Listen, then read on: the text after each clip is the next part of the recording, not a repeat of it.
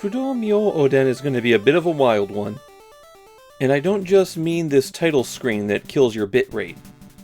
It's loosely based on Taito's hit Kage no Densetsu, which was released on the Famicom almost 2 years before it, but it's not a sequel. It's just a game from the same company, designed by the same person, that uses a lot of the same mechanics as the previous game.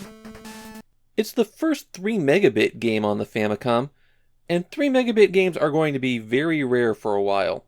There's only 4 more of them released in 1988. It was expensive to manufacture those cartridges, and it resulted in another problem. You might be familiar with the NES game Demon Sword. That's a game that was built out of this game. It's not a localization because they changed a lot of the game mechanically, and because of the ROM size, they had to strip out about half the game for the US.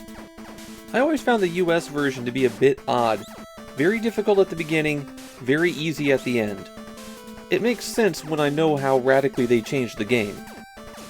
Fudou Myououden means the story of the unshakable Wisdom King.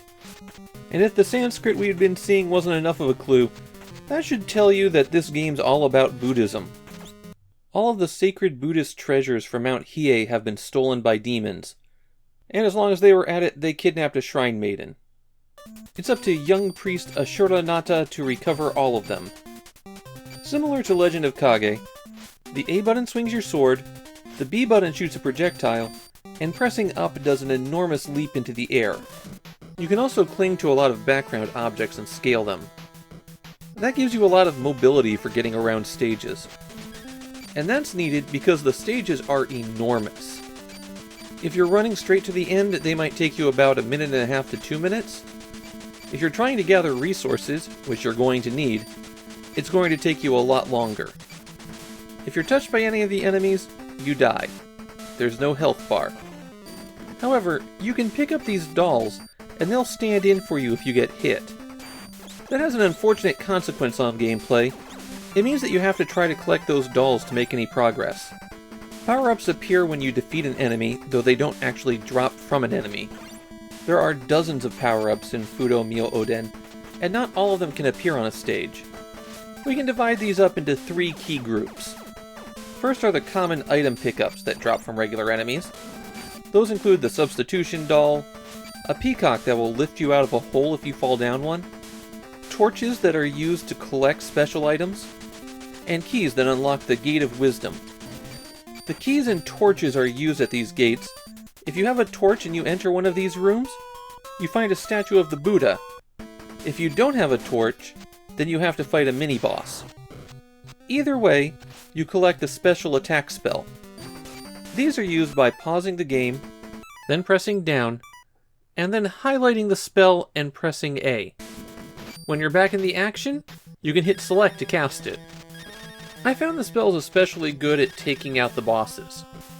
And speaking of those bosses, when you defeat one at the end of the stage, you'll typically get a weapon. And just like the spells, these are accessed by pausing the game and hitting down twice.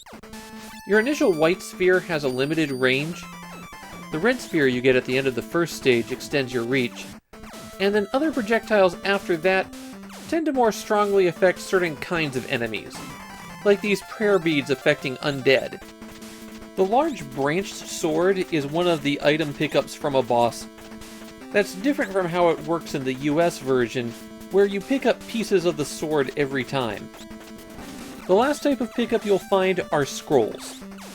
These appear randomly when you kill enemies, and what scrolls are available varies with the stage. Generally speaking, you'll find a faster run, the ability to rapid fire your sword attack, or you could get the ability to throw 4 ranged attacks instead of 1. I found that to be the worst power-up because it alternates throwing diagonally and throwing horizontally and vertically. It makes your ranged attack very inconsistent. Fudou Myououden is a very difficult game. Part of that is due to how enemies have a bad tendency to just drop out of the sky on you. You might be able to knock them away with your sword, but sometimes you're just going to get hit and there's not a whole lot you can do about it. Collecting items just so you don't die with one hit is also a pain. And you'll run into situations where you'll just have things drop on you over and over again, and you can run through those substitution dolls awfully fast. I also have to say, I really did not like how tiny the iconography for pickups is. I'm sitting pretty close to the 13-inch set that I use as a monitor, and I could sometimes barely make out what these power-ups were. The platforming is also a problem. Your jump is so large, you really can't see where you're going to land. And you'll find spiked traps or bottomless pits everywhere. I found that the best way to deal with this was to either take small jumps when you're close to the ground, or jump between tops of platforms like the trees, where you're likely to always be able to land on something. The weirdest thing to me about Fudou Myououden is that it was developed by Tosei. I think this is the best game that they've made so far. I'd go so far as to say that this game's halfway decent. I'd rather I didn't have enemies landing on my head all the time, but there's infinite continues and a password system. I think this is the largest straight-up action game we've seen on the Famicom so far. It's got 13 enormous stages, some really great graphics, and I think the music's great. If the way that the monsters came in was just very slightly better, I think Fudou Myououden would be an all-time classic. As it stands, it's solid, but it might also be a little bit frustrating.